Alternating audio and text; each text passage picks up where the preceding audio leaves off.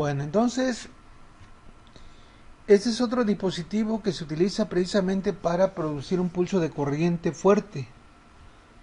Porque les decía que los tiristores a veces son medio chocosos, requieren un buen pulso de corriente y precisamente los dispositivos que tienen resistencia negativa, que se conocen como de rompimiento, tal es el caso del que ya vimos, el DIAC, y ahora este que vamos a presentar, el SBS, pues tienen este tipo de características. Bueno, entonces el SBS, por sus siglas en inglés de switch bilateral de silicio, ¿verdad? A diferencia del DIAC, este tiene un voltaje de rompimiento de 8 volts. Si ustedes observan aquí la gráfica, ¿verdad? La curva característica de corriente-voltaje, se puede observar que mientras el voltaje aplicado entre las terminales A1 y A2 sea menor que el voltaje de rompimiento positivo o el voltaje de rompimiento inverso, el dispositivo no conduce, no pasa ninguna corriente a través de las terminales A1 y A2. Esta curva también conviene mencionar que es para cuando este dispositivo no se utiliza la terminal de compuerta. Pueden ustedes observar en la gráfica que se asemeja su comportamiento mucho al DIAC, nada más que el DIAC utilizaba un voltaje de rompimiento que estaba alrededor de 30 volts, este no, este tan solo de 8, siempre y cuando no se utilice la terminal de compuerta. Porque cuando se utiliza la terminal de compuerta podemos modificar unos de estos voltajes de rompimiento.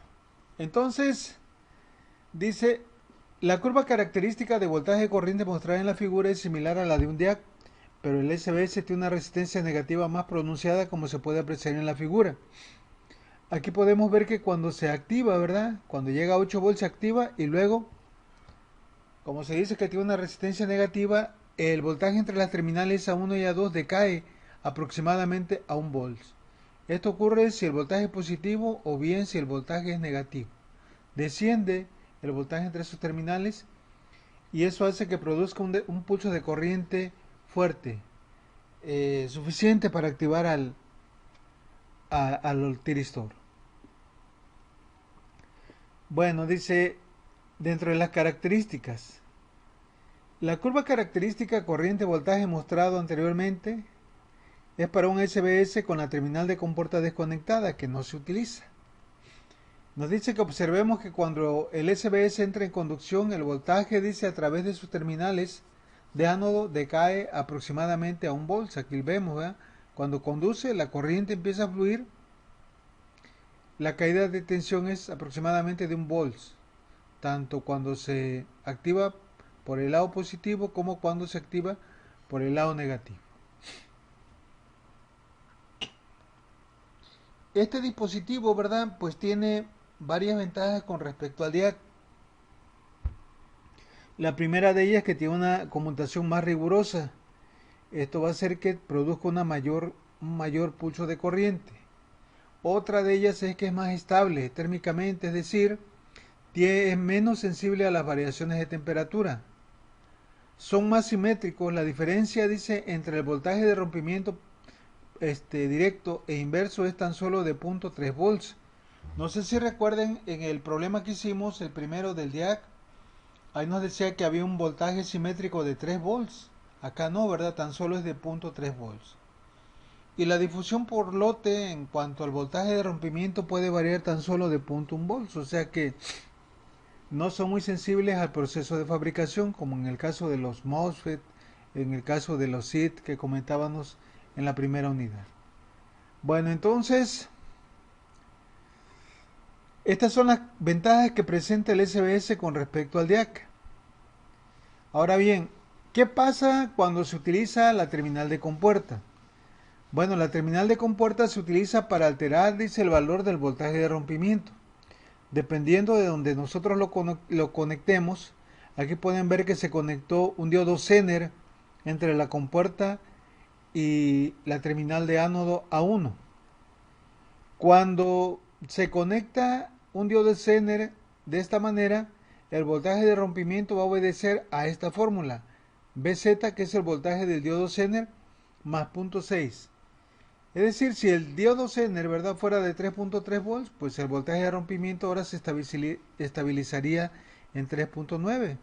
Si fuera de 5 volts, pues el voltaje de rompimiento sería de 5 más 0.6, 5.6. Entonces, pues esto va a depender ya para ciertas aplicaciones especiales, ¿verdad? En la mayoría de los casos, para este tipo de aplicaciones de circuitos de disparo sin aislamiento, la terminal de compuerta no se utiliza. Cuando se conecta el diodo de esta manera, ¿verdad?, que está conectado entre A1 y G, el que se ve afectado es el voltaje de rompimiento positivo. Acuérdense que el voltaje de rompimiento positivo es 8. Ahora se redujo a 3.9.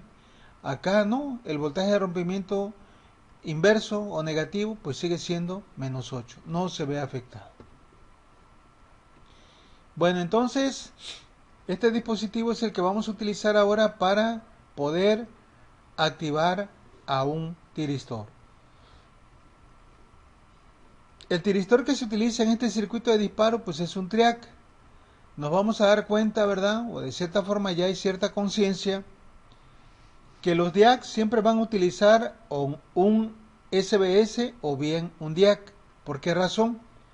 Porque sabemos que el triac puede conducir en los dos semiciclos del voltaje de entrada y tanto el SBS como el DIAC también producen pulsos o se activan tanto en el semiciclo positivo como en el semiciclo negativo, es decir, con voltaje positivo negativo.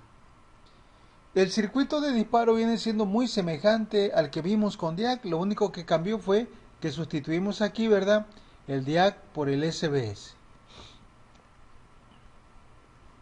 La configuración de la red RC sigue siendo la misma, tenemos el voltaje, la fuente de voltaje de entrada alterno, ¿verdad? Tenemos la resistencia de carga, aquí tenemos la resistencia R1 que forma parte de la red RC, la R2 que es una resistencia variable y el capacitor, perdón. De la placa superior del capacitor se conecta el SBS y la otra terminal va hacia la compuerta del triac. Y vamos a ver ahora cómo funciona. Bueno, como lo hemos hecho en otras ocasiones, partimos de que el triac está en estado de bloqueo. Iniciamos el análisis a partir del cruce por cero.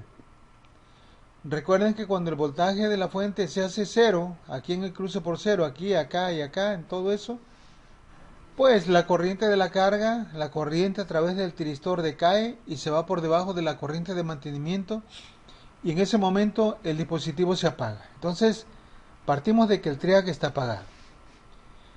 Y si está en estado de bloqueo no puede circular ninguna corriente por esta rama. Pero el voltaje de entrada empieza a crecer. Y al crecer empieza a generar una corriente que pasa a través de la resistencia de carga, a través de la resistencia fija R1 y a través del potenciómetro. Y eso va a hacer que se empiece a cargar el capacitor. A medida de que el capacitor se carga, el voltaje entre sus terminales va a ir aumentando. Aquí, como pueden ver, ¿verdad?, esta es la carga del capacitor. Es una carga, ¿verdad?, de manera exponencial. La gráfica es la carga exponencial del capacitor. ¿Y a dónde llega? ¿Hasta dónde se va a cargar? Dice que hasta VBO. ¿Y quién es VBO? Pues es el voltaje de rompimiento positivo del SBS. ¿Cuánto equivale el voltaje de rompimiento? Por lo general, pues es de 8 volts, ¿verdad? Entonces el capacitor en este problema, en este circuito, se va a cargar hasta 8 volts. Porque cuando llegue a 8 volts, en ese momento va a tener el voltaje suficiente para activar al SBS. Y al activarse el SBS, ¿qué sucede? Pues toda la carga que había almacenada en el capacitor se va a través del SBS, el cual produce un pulso, ¿verdad?, de corriente, como se puede ver aquí, y se aplica a la compuerta del triac. Entonces, ya una vez que el triac tiene su pulso de corriente, de antemano sabíamos que estaba polarizado directamente porque aquí el voltaje de entrada era positivo y uno de los dos CRs era capaz de conducir. En ese momento se activa y todo el voltaje de la fuente pues ahora ya no se va para acá porque aquí hay prácticamente un cortocircuito, se va a través de esto, ¿verdad? Se cierra aquí y esto prácticamente queda eliminado y todo el voltaje entonces se aplica a través de la resistencia de carga. Bueno, entonces cuando aquí el triac, el SBS, perdón, genera el pulso de corriente, el capacitor se descarga. ¿Y qué pasa acá? Bueno, el triac, cuando le llega el pulso de corriente, empieza a conducir y conduce toda la parte restante de la onda. Hasta aquí, ¿verdad? Otra vez en pi, que es el cruce por cero, donde el triac se apaga. Ya lo hemos mencionado por qué. Bueno, a partir del cruce por cero, ¿qué pasa con el voltaje? La polaridad del voltaje cambia. Ahora aquí tenemos menos acá arriba y más acá abajo. Pero no importa, ¿verdad? Uno de los dos SCR del triac queda polarizado directamente. Entonces, a medida de que empieza a crecer el voltaje en el semiciclo negativo, pues la corriente empieza a fluir a través de R1, R2 y del capacitor. Y esto va a hacer que el capacitor ahora se empiece a cargar de manera negativa, con un voltaje negativo. ¿Y hasta dónde se va a cargar el SBS? Pues hasta el voltaje de rompimiento inverso del SBS, que es de menos 8 volts. Perdón, ¿hasta dónde se va a cargar el capacitor? Hasta el voltaje inverso, que es menos 8 volts del SBS. Cuando esto sucede, ¿verdad? Cuando llega aquí, el SBS se activa otra vez y produce ahora un pulso de corriente negativo. Hay que recordar que los triacs se pueden conmutar, se pueden activar mediante un pulso de corriente positivo o negativo. Y de esta manera, ¿verdad? Pues estaría otra vez cerrando aquí esta rama del circuito y todo el voltaje de la fuente se vería aplicado a la resistencia de carga. O sea, de aquí para adelante. Hasta cuando se llega otra vez al cruce por cero y ya de aquí se repite otra vez lo mismo para el semiciclo positivo y así va a estar trabajando indefinidamente. Bueno, entonces el tiempo que va a tardar en cargarse el capacitor en este circuito pues lo vamos a poder controlar con la resistencia R2. Hemos comentado, ¿verdad?, que entre más pequeño sea el valor de la resistencia R2, más rápida va a ser la carga del capacitor. Pero si la resistencia R2 se ajusta a su máximo valor, pues el capacitor va a tardar mucho más en cargarse. Y eso va a producir que tengamos ángulos de disparo cercanos a 180 y como consecuencia un voltaje de salida mínimo. No sé si hay alguna pregunta con esto que acabo de mencionar.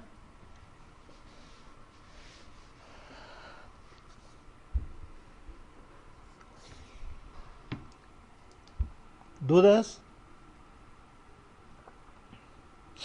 No, Inge.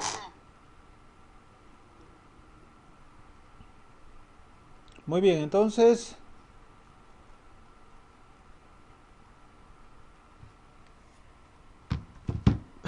vamos a hacer un problema de este tipo, igual que los hicimos para el DIAC. Vamos a hacer un problema que contempla a un SBS. Es este problema que vamos a hacer. No está el funcionamiento, es este. Pero pues este ya lo tengo acá, ¿sí? Bueno, dice ejemplo 2.5, considere el circuito mostrado en la figura. Aquí lo tenemos.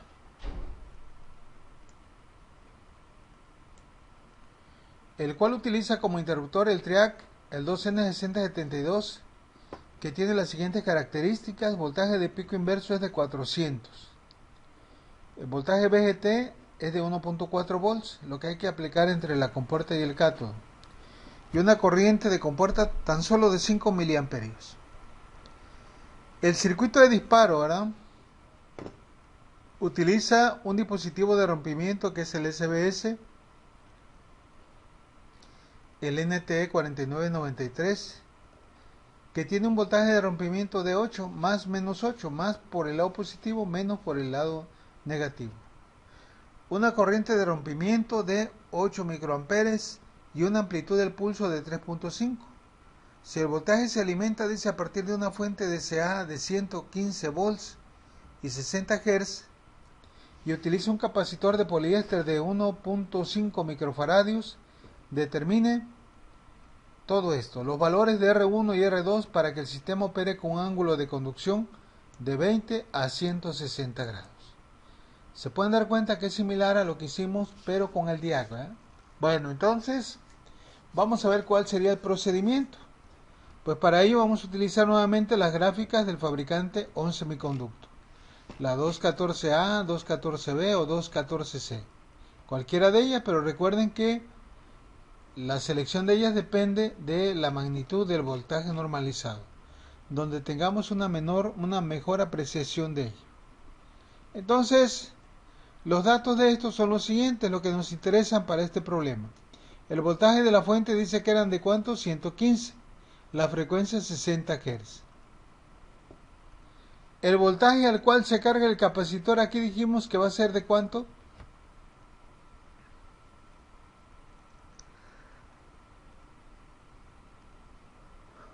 No escucho a cuál será el voltaje al que se carga el capacitor.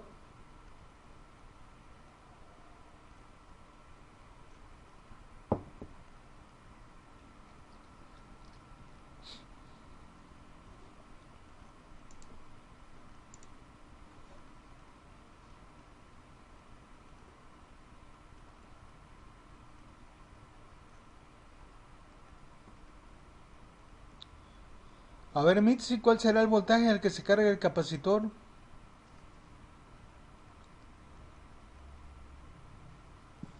8 volts. 8 volts, ¿verdad? Porque es precisamente el voltaje de rompimiento del SBS. Muy bien, entonces por esa razón tenemos estos datos. Voltaje de la fuente 115, voltaje en el capacitor 8 volts, la frecuencia nos las dieron aquí que era de ¿cuánto? 60 Hz y el capacitor de 1.5 microfaradios. Bueno, ¿recuerdan cuál era el procedimiento para entrar a las gráficas del fabricante ON Semiconductor? Pues lo primero que tenemos que calcular es el voltaje normalizado. La ecuación 2.1 que les dije el otro día, ¿verdad? Entonces, ese voltaje normalizado es igual al cociente del voltaje del capacitor entre el voltaje de la fuente. Serían 8 entre 115 volts. Esto nos da una magnitud del voltaje de normalizado de 0.069. Ahora vean aquí cuál conviene utilizar.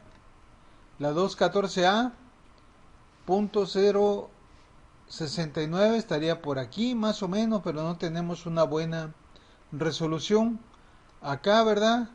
0.06, 0.07 por acá más o menos, pero tampoco tenemos buena resolución. Y donde sí vamos a tener una buena resolución va a ser acá, en la 214C, porque la magnitud del voltaje normalizado tan solo va de 0 a 0.1 y nosotros queremos 0.696. Aquí coincide, ¿verdad? Bueno, vamos entonces a hacer lo que hicimos la clase pasada con en el ejemplo pasado. Vamos a llevarnos la gráfica acá a PowerPoint para que la podamos editar y colocar la información que nosotros necesitamos. Vamos a capturar acá esto. Nos la llevamos hasta allá, ¿verdad? Y ahí la tenemos. Bueno, entonces vamos a tirar una línea horizontal en la magnitud que especifica la magnitud que nos dijo el voltaje normalizado, 0.069. Aquí coincide, ¿verdad?, con esta rayita que puso aquí el fabricante, que está ahí en el manual, porque ellos hicieron un problema parecido a este. Entonces vamos a ponerle otro color y vamos a ponerle un grosor más legible, ¿no? Ahí tenemos, si se alcanza a ver. Sí, profe. Bueno, ahora vamos a tirar una línea recta, ¿sale? Vertical.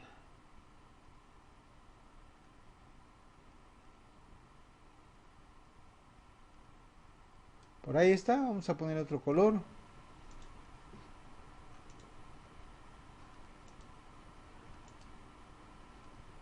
Y le ponemos también otro grosor para que se pueda ver.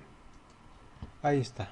Bueno, ya tenemos la gráfica, ¿verdad? El voltaje normalizado, y ahora hay que recordar que tanto el valor de R1 y R2 se deben de calcular con base a este rango del ángulo de conducción. Vamos a colocar primeramente la línea vertical para un ángulo de conducción de 20 grados. Acuérdense que este ángulo de conducción es el complemento, el suplemento, perdón, del ángulo de disparo. Entonces, vámonos a la gráfica.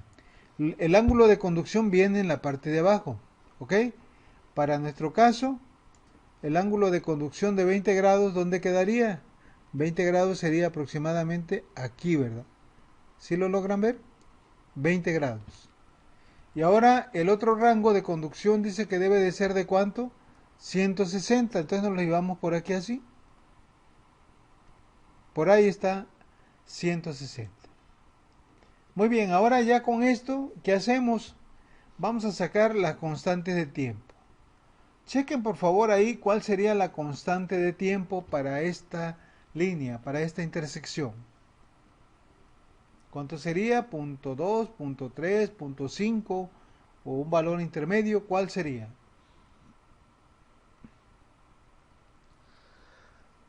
0.25. 0.25 dice su compañero. ¿Estarán bien? Vamos a ver Está, aquí. está entre 0.2 y 0.3, ¿no? Chequen, observen bien los números. Esta línea, esta que está aquí, es para una constante de ¿cuánto? Punto 1. Esta otra, punto 2. La de punto 3 me dice que es esta. Ahí está la flechita, punto 3. Ajá. Entonces esta sería punto 4 y esta sería punto 5. Está entre punto 4 y punto 3, perdón, y punto 5. ¿Para cuánto les gustaría? 0.56. No, 0.56. no, porque está entre Sí, perdón, 0.3 y 0.4, ¿no? Sería Está entre 0.4. Está entre 0. La de punto 3 dice la flechita que es esta, miren, Ajá. esta. Entonces esta sería la de punto 5 y esta sería la de punto 7. Está entre punto 5 y punto 7, ¿como cuánto? La mitad sería punto 6, pero no está la mitad, como punto ¿qué? ¿Cuánto quieren? 0.58. Por ahí así, ¿verdad? Como 0.58. Esa sería la constante de tiempo T1. Esa constante de tiempo es cuando el capacitor se carga lo más rápido posible. Eso quiere decir que R2 está ajustada con ¿cuánto?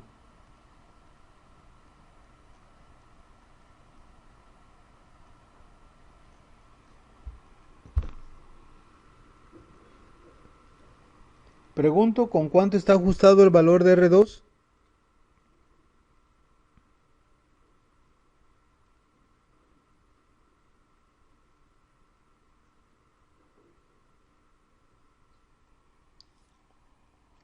A ver, dígame. Estamos diciendo que esta es la constante de tiempo que hace que el capacitor se cargue lo más rápido posible. ¿Y cuándo se carga el capacitor lo más rápido posible? Pues cuando el valor de la resistencia R2 es igual a 0. Eso es lo que pasa ahorita. Estamos calculando la constante de tiempo T1. Ahora, la otra constante de tiempo que tenemos acá, la T2, esa constante de tiempo, esta que tenemos aquí, ¿verdad? Va a suceder cuando el capacitor se cargue lo más lentamente posible. ¿Y eso cuándo sucede? Pues cuando el valor de la resistencia R2 está ajustada prácticamente a su máximo valor. Ahora, ¿cuánto será la constante de tiempo aquí? A ver, dígame. Está entre 10 y 12.5, pero no llega a 12.5. ¿Cómo cuánto les gusta? 12.4 o 3. Es correcto, ¿verdad? 12.4. Entonces, ustedes posiblemente, si esto viene en el examen, algunos les dé 12.4, 12.3, no hay problema, ¿verdad? Pero si me ponen 11.2, entonces sí, ya está, ya no coincide. Bueno, entonces quedamos 12.4 y la otra de cuánto dijimos? Punto 58, ¿verdad? Que no llega a punto 6. Entonces ya con estos datos nosotros vamos a obtener la constante de tiempo. Dice, se utiliza la gráfica 2.14 para determinar el valor de las componentes. Ahí tenemos, aquí, punto 57, ¿verdad? Lo vieron en la mañana, ustedes dicen que es punto 58, no hay problema. Y la constante de tiempo T2, para cuando el ángulo de conducción es 20 grados, es tan solo de 12.4 segundos. ¿Dudas con esto? No sé si haya dudas. Aquí lo tienen en la gráfica, ¿verdad? Bueno, entonces, ¿para qué nos sirven las gráficas? Nos sirve para obtener la constante de tiempo. Cuando no tenemos las resistencias, pues tenemos que entrar con el voltaje normalizado y con los datos del ángulo de conducción. Con eso obtenemos, ¿verdad?, los valores de R1 y R2. Bueno, ya teniendo las constantes de tiempo, vamos a aplicar las ecuaciones 2.2 y 2.3. 2.2 para R1, aquí sustituimos y resulta que el valor de R1 es de 3.22 kiloohms. Igual tenemos una ecuación para R2 y utilizamos la constante de tiempo T2 y resulta que es de 65.67 kiloohms. En ese valor, ¿verdad?, tiene que estar el potenciómetro para que el circuito de disparo pueda funcionar en ese rango del voltaje de entrada. ¿Dudas? No dije, todo bien. Bueno, entonces vamos a ver el segundo inciso. ¿Qué dice el segundo inciso? ¿A qué valor se debe de ajustar el potenciómetro? Fíjense bien, o sea que ya va a estar, ahora sí va a tener un valor el potenciómetro para conseguir que el ángulo de disparo fuera de 30. No se me confundan acá. Ahorita, cuando nosotros calculamos R1, que la calculamos con la constante de tiempo mínima T1, era para un ángulo de conducción de 160 grados. El ángulo de conducción de aquí hasta acá son 160. Cuando tenemos un ángulo de conducción de 160, el ángulo de disparo es de 20. Ahora nos piden esto. ¿Cuál será el valor de R2 para que el ángulo de disparo se verifique en 30 grados? ¿Cómo le haríamos para esto? Díganme. ¿Cómo le haríamos?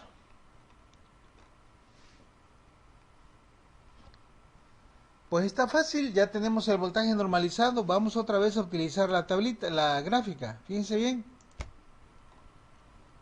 Vamos a mover esta línea. La voy a mover para acá. Ya me pasé.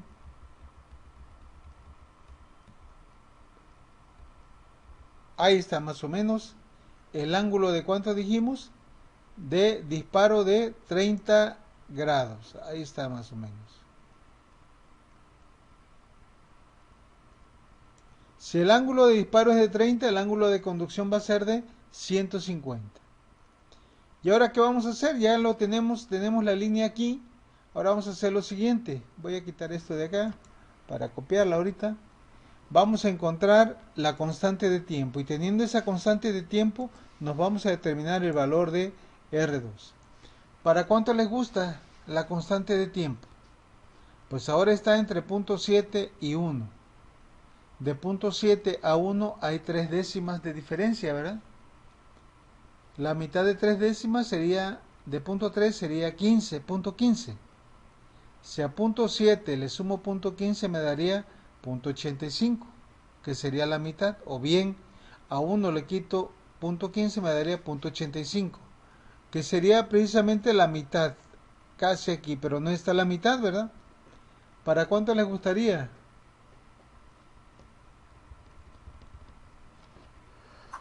$0.78. Pregunto, ¿cuánto sería? ¿Punto qué? 78. Sí. Punto 78. Pero punto 82. ¿Seguro? Casi está la mitad. Por ahí así, ¿verdad? En la mitad sería punto 85, pero no llega a la mitad, punto 82, no sé. Lo más cercano vamos a dejarlo como lo dijo aquí su compañero, punto 82. Entonces, aquí le ponemos punto 82, ¿vale? Ahora bien, ya tenemos todo, ¿verdad? Pues vamos a calcular ahora el valor de R2 con la ecuación 2.3. R2 será igual a ¿quién? A la nueva constante de tiempo, que es 0.82, entre 2 veces la frecuencia por la capacitancia, y le restamos el valor de la resistencia fija R1. Sustituyendo esto, resulta que el valor de la resistencia R2, es decir, el valor al cual se debe de ajustar el potenciómetro, es de 1.33 kiloohms. Con eso, ¿verdad?, va a hacer que el ángulo de disparo aumente. ¿Sí me entienden esto o no queda claro? Fíjense bien. ¿Cuánto va a tardar en cargarse el capacitor cuando R2 sea 0? 0.82.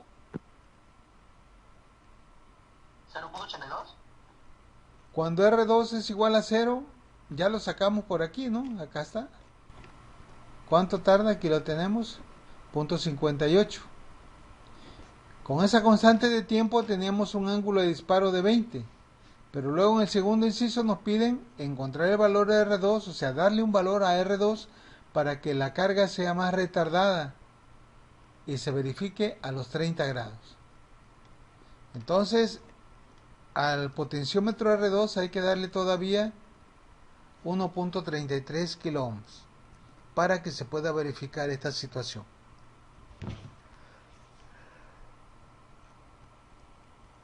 Bueno, ¿dudas con esto? No, bien, pues, todo bien. ¿No hay dudas?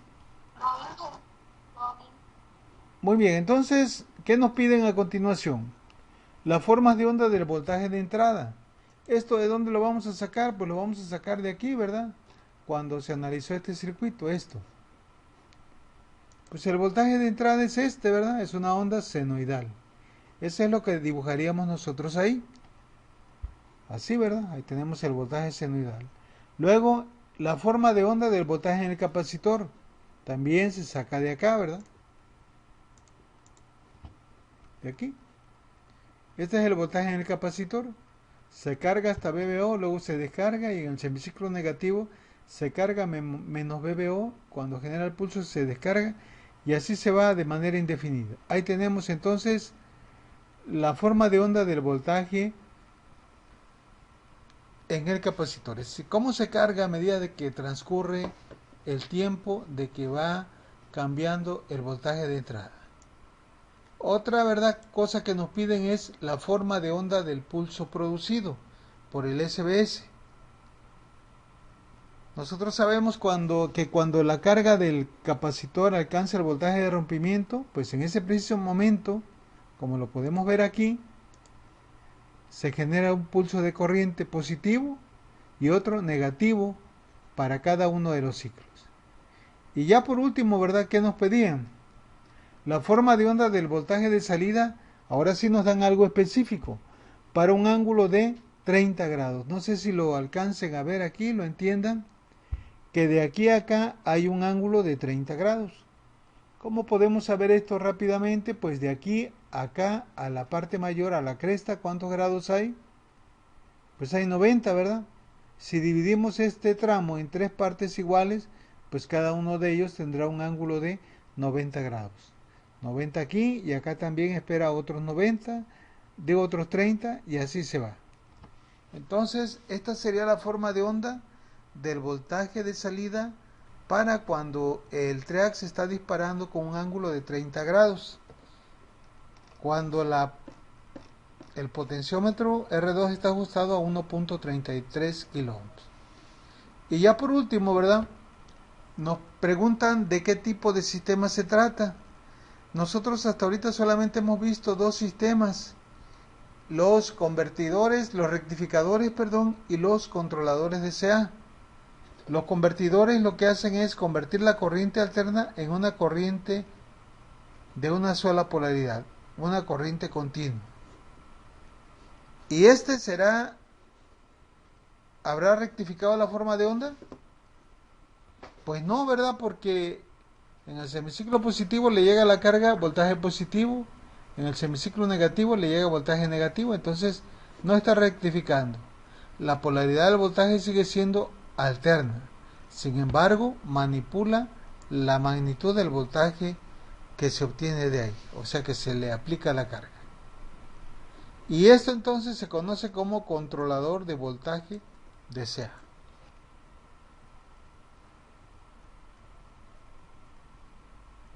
¿Alguna pregunta que tengan? ¿Dudas?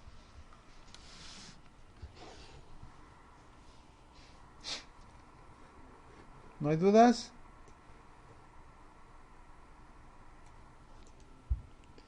Bueno, si no hay dudas, entonces podemos iniciar con el otro tema.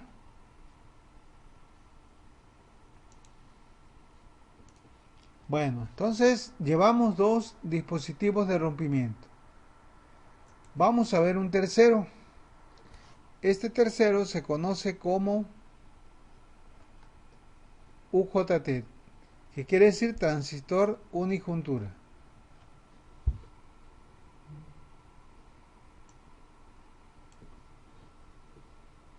Bueno, ¿cómo está constituido el UJT? Pues el UJT es un transistor, ¿verdad? Y nos dice que tiene tres terminales. Pero a diferencia del transistor que conocemos, el BJT, cuyas terminales son base, colector y emisor, aquí la cosa cambia. Aquí, ¿verdad? Las dos terminales principales se le llama base B1 y base B2.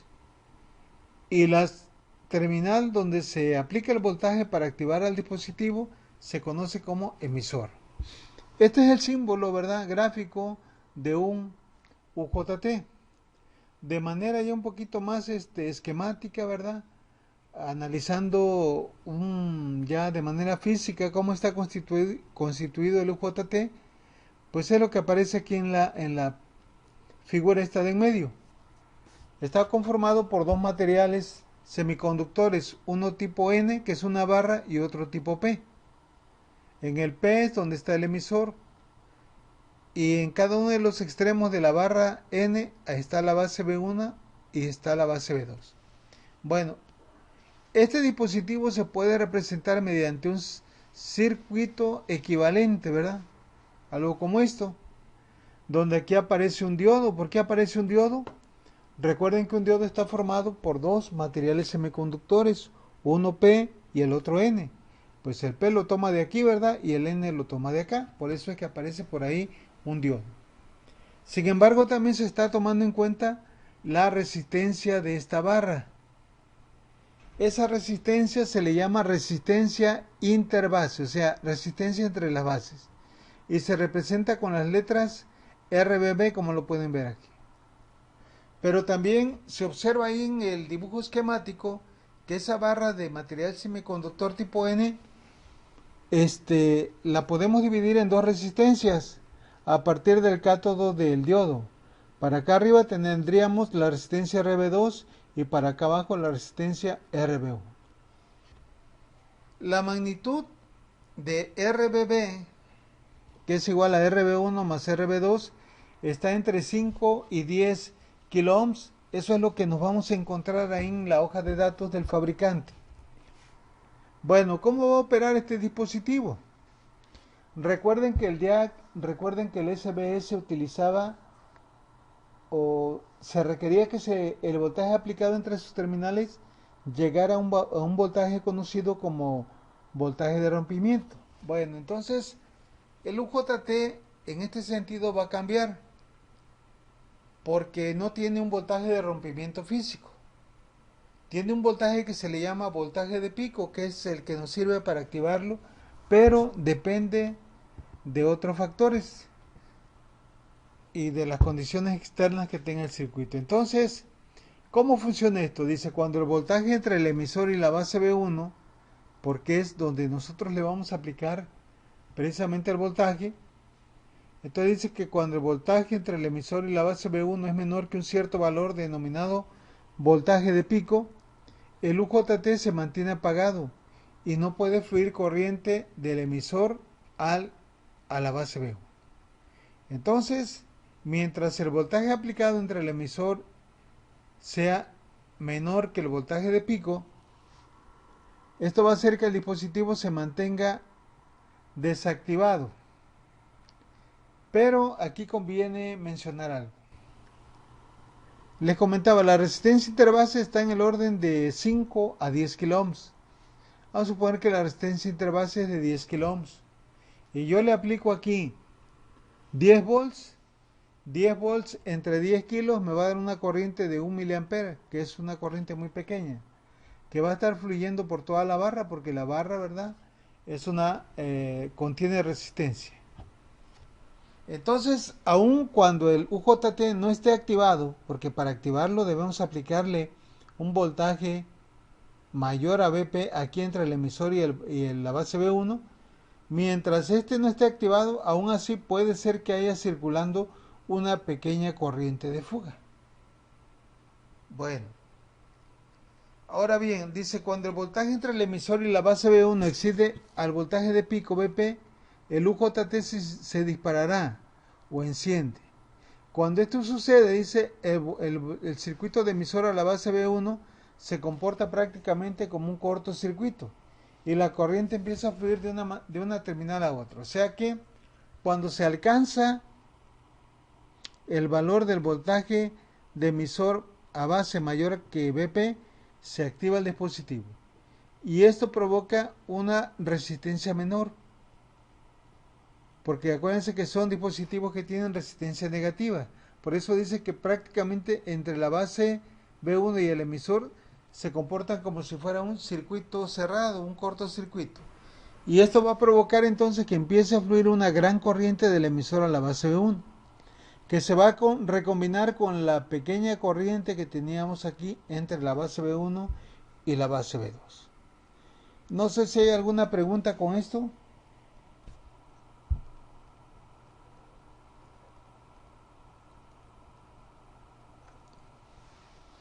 ¿Preguntas?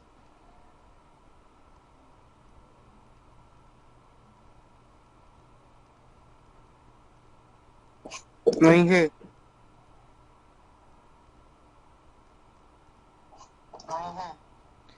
Muy bien, entonces yo creo que aquí lo vamos a dejar porque para no dejar empezado esto. Ya mañana terminamos esto y empezamos a ver un problema referente a este dispositivo de rompimiento. ¿Sale? Hasta mañana, Inge. Adiós, Inge. Entonces nos vemos mañana. Hasta mañana. Hasta mañana, Inge. Hasta mañana, Inge. Hasta mañana. Hasta mañana.